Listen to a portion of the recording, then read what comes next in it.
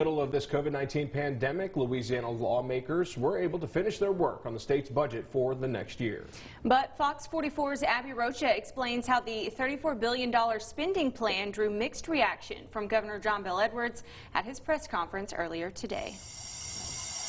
Governor Edwards says this year's budget is workable. Obviously, it's not the budget that we envisioned whenever I gave my opening address to the legislature. State revenue hit hard by the coronavirus. At that time, the economy was doing extremely well.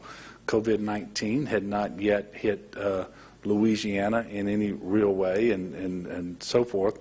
And obviously, revenue was much better than it is currently.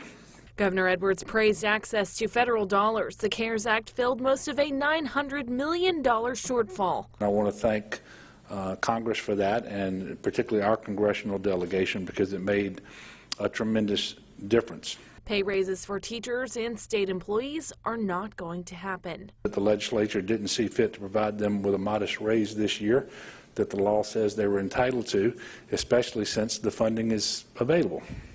House Bill 70 was approved, allowing frontline workers to apply for a $250 hazard paycheck. You can't put a price tag on how these individuals are helping to keep us healthy, keep us fed, keep our communities functioning, and so forth. Also approved a task force by Senator Cleo Fields to discuss police practices and race relations.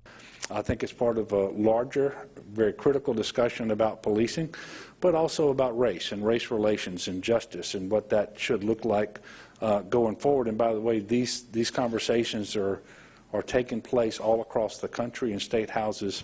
The House Appropriations Committee chairman says this year was tough, and he is already looking forward to the comeback of next year. The projections are next fiscal year that the economy will return, and that's part of what we're trying to do. But for that to happen, he says the people of Louisiana need to get back to work. Getting the economy back on track to where next year we're just bridging the gap, and hopefully next year we won't be faced with this deficit. For your local election headquarters, I'm Abby Rocha. Now, the governor will hold his weekly news conference update with the latest coronavirus numbers tomorrow.